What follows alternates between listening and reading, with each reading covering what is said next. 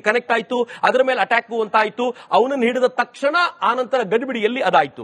ಅದಕ್ಕಿಂತ ಮುಂಚೆ 9ನೇ ತಾರೀಕು November Gujarat ATS doctor Ahmed Mohiyuddin ಅನ್ನುವಂತ ಒಬ್ಬ ಐಸಿಸ್ ಆಕ್ಟಿವಿಸ್ಟ್ ನ ಹಿಡಿತು. ಅವನು ಏನ್ ಮಾಡ್ತಿದ್ದ ಗೊತ್ತಾ? ಅವನು ರೈಸಿನ್ ಅನ್ನುವಂತ ಒಂದು ಔಷಧಿಯನ್ನ ತಯಾರು ಮಾಡ್ತಾ ಇದ್ದ. ಭಯಾನಕವಾಗಿರುವಂತ ಕೆಟ್ಟದ್ದಾಗಿರುವಂತ ವಿಷ. ಅದು ಎಂತ ವಿಷ ಅಂತಂದ್ರೆ ಸೈನೈಡ್ಗಿಂತ ಕೆಟ್ಟ ವಿಷವನ್ನು ಅವನು ತಯಾರು ಮಾಡ್ಕೊಳ್ತಾ ಇದ್ದ. ಅದರ ಮೂಲಕ ಎಲ್ಲೆಲ್ಲಿ ಸಾಮೂಹಿಕ ಹಿಂದೂಗಳು ಸೇರುವಂತ ಕಾರ್ಯಕ್ರಮ ಇರುತ್ತೋ ಆ ವಿಷವನ್ನು ಹಾಕ್ಬಿಡಬೇಕು, ಸಾಮೂಹಿಕವಾಗಿ ಕೊಲ್ಲಬೇಕು ಅಂತ ಪ್ರಯತ್ನ ಮಾಡ್ತಿದ್ದ. ಅವರು ಅದನ್ನು ಬ್ರೇಕ್ ಮಾಡಿದ್ರು. 7th ನವೆಂಬರ್ ಮೌಲ್ವಿ ಉಮರ್ ಒಸಾಮಾನ ಹಿಡಿದ್ರು. ಅವನು ಬ್ರೈನ್ ವಾಷಿಂಗ್ ಮಾಡಿ ರಿಕ್ರೂಟ್ ಮಾಡ್ಕೊಳ್ತಾ ಇದ್ದ. 27th ಅಕ್ಟೋಬರ್ ಮಹಾರಾಷ್ಟ್ರ ATS ಒಬ್ಬ IT ಪ್ರೊಫೆಷನಲ್ ಜುಬೇರ್ ನ ಅರೆಸ್ಟ್ ಮಾಡ್ತು. ಅವನು ಅನೇಕ ಜನರನ್ನ ರಿಕ್ರೂಟ್ ಮಾಡ್ಕೊಳ್ಳೋ ಪ್ರಯತ್ನ ಮಾಡ್ತಾ ಇದ್ದ. 24th ಅಕ್ಟೋಬರ್ ನಲ್ಲಿ ಡೆಲ್ಲಿನವರು ಮೊಹಮ್ಮದ್ ಅದ್ನಾನ್ ಖಾನ್ ಅನ್ನ ಅರೆಸ್ಟ್ ಮಾಡಿದ್ರು. 19 ವರ್ಷದ ಅದ್ನಾನ್ ಖಾನ್ ಮತ್ತು ಇನ್ನೊಬ್ಬ 20 ವರ್ಷದ ಹುಡುಗ, ಇವರಿಬ್ರು ಸೇರ್ಕೊಂಡು ಆರ್ಮ್ಸ್ ಅನ್ನ ಸಂಗ್ರಹ ಮಾಡ್ಕೊಂಡು ಅಟ್ಯಾಕ್ ಮಾಡ್ಲಿಕ್ಕೆ ಸಿದ್ಧತೆ ನಡೆಸಿದ್ರು. ಅವರನ್ನ ಅರೆಸ್ಟ್ ಮಾಡಿದ್ರು. 17 ಅಕ್ಟೋಬರ್ಗೆ ಸ್ವಲ್ಪ ದಿನಗಳ ಹಿಂದೆ ಅವರು ಇಬ್ರು ಆಂಧ್ರ ಪ್ರದೇಶದ ತೆಲಂಗಾಣದಲ್ಲಿ ಇಬ್ರು ಆಕ್ಟಿವ್ ಜಿಹಾದಿಗಳನ್ನ ಪಾಕಿಸ್ತಾನದೊಂದಿಗೆ ಕನೆಕ್ಟೆಡ್ ಆಗಿದ್ದವರನ್ನ ಹಿಡಿಯಲಾಯಿತು. 15ನೇ ತಾರೀಕು 9ನೇ ತಾರೀಕು ನಿರಂತರವಾಗಿ ಕಳೆದ ಒಂದು ತಿಂಗಳಲ್ಲಿ ಎಷ್ಟು ಜನ ಭಯೋತ್ಪಾದಕ ಲಿಂಕ್ ಇರೋರನ್ನ ಹಿಡಿದು ಒಳಗೆ ಹಾಕಿದ್ದಾರೆ ಅಂತಂದ್ರೆ ಅವ್ರೇನ್ ನೆಟ್ವರ್ಕ್ ಮಾಡಬೇಕು ಅಂತ ಪ್ರಯತ್ನ ಪಟ್ಟಿದ್ರು ಅದನ್ನೆಲ್ಲ ಹಿಡಿದು ಹಾಕಿದ್ದಾರೆ. ಸರಿ, ಇದೇ ಮೋದಿ ಅವರು ಹೇಳಿದ್ರು ಇನ್ನೊಂದೇ ಒಂದು ಉಗ್ರ ಕೃತ್ಯ ಪಾಕಿಸ್ತಾನ ಪ್ರೇರಿತವಾಗಿ ಅಥವಾ ಅಲ್ಲಿರುವ ಉಗ್ರರ ಪ್ರೇರಿತವಾಗಿ ಆದ್ರೆ it will be considered act of war ಅಂತೇಳಿ. ಈಗ ಸಾಕಷ್ಟು ಅಂಶಗಳು ಕೂಡ ಪೂರಕವಾಗಿ ಸಿಕ್ಬಿಟ್ಟಿದೆ. ಈಗೇನ್ ಸಿಕ್ಕಾಕೊಂಡಿದ್ದಾರೆ ಈ ಸೋಕಾಲ್ ಡಾಕ್ಟರ್ ಟೆರರಿಸ್ಟ್ಗಳು, ಇವರಿಗೂ ಜೈಷ್ ಎ ಮೊಹಮ್ಮದ್ ಸಂಘಟನೆಗೂ ಲಿಂಕ್ ಇದೆ ಅಂತ ಹೇಳಿ.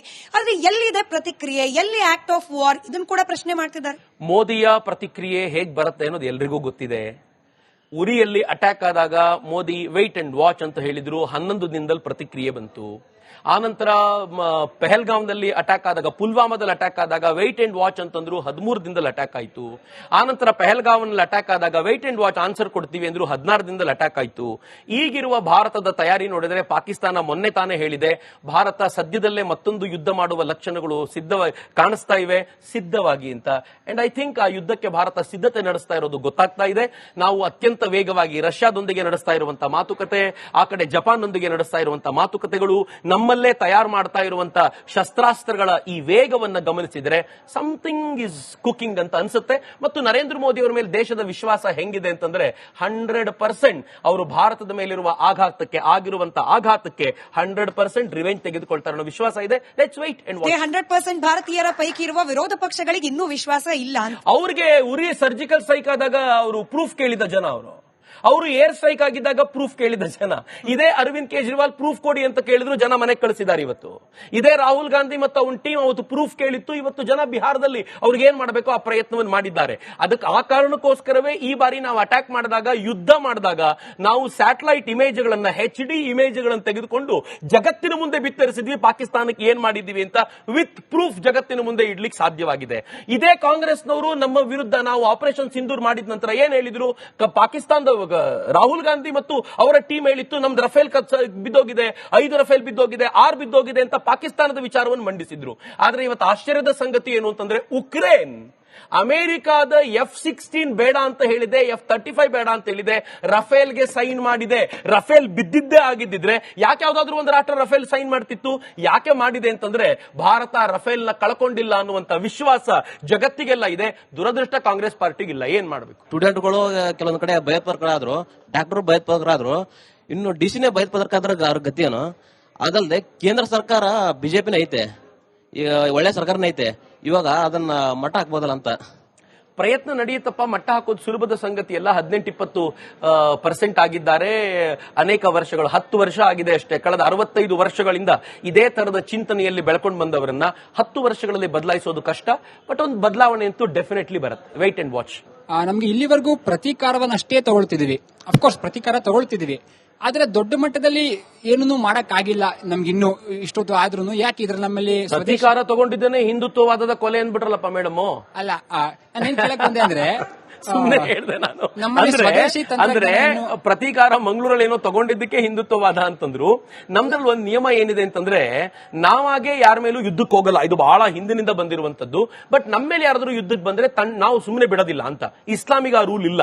ಇಸ್ಲಾಂನವರು ತಮ್ಮ ಕ್ಷೇತ್ರವನ್ನ ವಿಸ್ತಾರ ಮಾಡ್ಲಿಕ್ಕೆ, ದಾರುಲ್ ಹರ್ಬ್ ಅನ್ನ ದಾರುಲ್ ಇಸ್ಲಾಂ ಮಾಡ್ಲಿಕ್ಕೆ ಎಷ್ಟು ಬೇಕಿದ್ರೂ ಅಗ್ರೆಸಿವ್ ಆಗಿ ಹೋಗ್ಬಹುದು ಅಂತ. ಹೀಗಾಗಿಯೇ ಇತಿಹಾಸದಲ್ಲಿ ಅತ್ಯಂತ ಸಮರ್ಥವಾಗಿದ್ದ ರಾಜರಿದ್ದಾಗ್ಲೂ ಕೂಡ ನಾವೇನೋ ಮಹತ್ವಾಕಾಂಕ್ಷೆಯಿಂದ ರಾಜ್ಯ ವಿಸ್ತರಣೆಗೆ ಅಂತ ಹೋಗ್ಲಿಲ್ಲ, ಹಿಂದೂ ಧರ್ಮದ ವಿಸ್ತರಣೆ ಅನ್ನೋ ಕಾರಣಕ್ಕೆ ನಾವ್ ಯಾವತ್ತೂ ಅಟ್ಯಾಕ್ ಮಾಡ್ಲಿಕ್ಕೆ ಹೋಗ್ಲಿಲ್ಲ. ಇವತ್ತಿಗೂ ಕೂಡ ಹಂಗೆ ಇದೆ.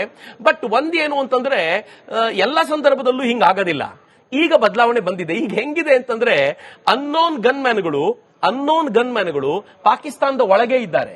ಇದುವರೆಗೂ ಪಾಕಿಸ್ತಾನದಲ್ಲಿ 110ಕ್ಕೂ ಹೆಚ್ಚು ಉಗ್ರರನ್ನ ಅನ್ನೋನ್ ಗನ್ಮ್ಯಾನ್ಗಳು ದಿನ ಬೆಳಗಾದ್ರೆ ಕೊಲ್ತಾರೆ. ಎಲ್ಲಂದ್ರಲ್ಲಿ ಕೊಲ್ತಾ ಇದ್ದಾರೆ. ಹೇಗಿದೆ ಅಂತಂದ್ರೆ ನನ್ನ ಪಕ್ಕದ ಮನೆಗೆ ಬಂದು ಯಾವತ್ತು ಕೊಲ್ದು ಹೋಗ್ತಾರೆ ಅಂತ ಗ್ಯಾರಂಟಿ ಇಲ್ಲ ಅನ್ನೋ ಮಟ್ಟಿಗೆ ಅವ್ರನ್ನ ಕೊಲ್ತಿದ್ದಾರೆ. ಸೊ ಭಾರತ ಒಂದು ಅಗ್ರೆಸಿವ್ ಲೈನ್ ಅನ್ನ ಈಗ ತೆಗೆದುಕೊಂಡಿದೆ. You will see the change.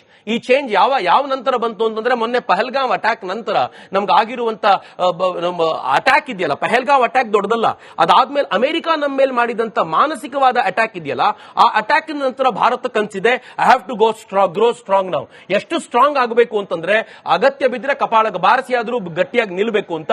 You will see the change. ಇನ್ನೊಂದು 5-6 ವರ್ಷ ಬೇಕು, ಅದಕ್ಕೆ ಆ ಬದಲಾವಣೆ ಕಾಣ್ತೀವಿ. ಆದಂತಹ ಬ್ಲಾಸ್ಟ್ ಅಲ್ಲಿ ವೈಟ್ ಕಾಲರ್ ಟೆರರಿಸ್ಟ್ ಅದ್ರ ಬಗ್ಗೆ ಮಾತಾಡಿದಾಗ ಇಲ್ಲೊಬ್ರು ಮುಸ್ಲಿಂ ಬಂದಿದ್ರಲ್ಲ, ಯಾರು ಅವ್ರ ಧರ್ಮಗುರುಗಳು, ಇದು ಬಹುಶಃ CNG ಬ್ಲಾಸ್ಟ್ ಇಂದ ಆಗಿರ್ಬಹುದು ಅಂತ ಒಂದು ಪ್ರಸ್ತಾಪ ಮಾಡಿದ್ರು.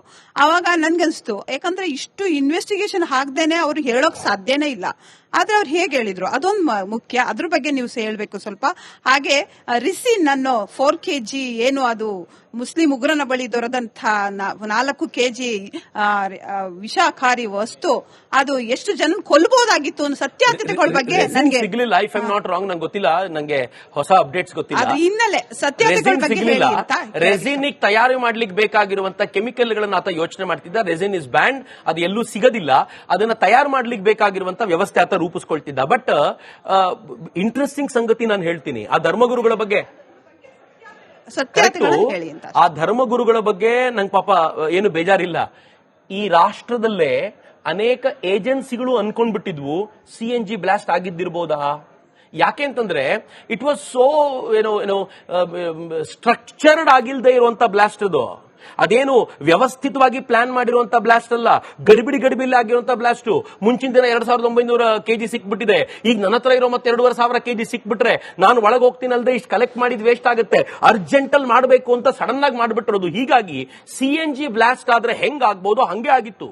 ಬಟ್ ಅದರ ಪ್ರಮಾಣವನ್ನು ನೋಡಿದಾಗ ಸ್ವಲ್ಪ ಅನುಮಾನ ಬರುವಂತಿತ್ತು. ಆಮೇಲೆ ಅವರು ಡೀಪ್ ರೂಟ್ ಆಗಿ ಹೋದ ನಂತರ ಗೊತ್ತಾಯ್ತು ಇದೆಲ್ಲ ಇದು ಬಾಂಬ್ ಬ್ಲಾಸ್ಟೇ, ವ್ಯವಸ್ಥಿತವಾಗಿರುವಂತ ಪ್ರಯತ್ನ ಇದು ಅಂತ ಆಮೇಲೆ ಗೊತ್ತಾಯ್ತು. ಅಂದ್ರೆ ಆ ಉಗ್ರರಿಗೆ ಎಷ್ಟು ಭೀತಿ ಉಂಟಾಗಿದ್ದಿರಬಹುದು. ನನಗೆ ಖುಷಿ ಆಗ್ತಿರೋದು ಅಲ್ಲಿಗೆ.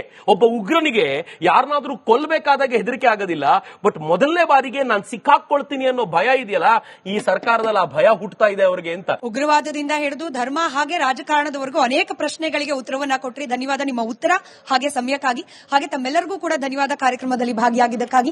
ಇದಾಗಿತ್ತು ಇವತ್ತಿನ ಮಹಾಭಾರತ. ನೋಡ್ತಾ ಇರಿ ರಿಪಬ್ಲಿಕ್ ಕನ್ನಡ, ಇದು ನಿಮ್ಮ ಧ್ವನಿ.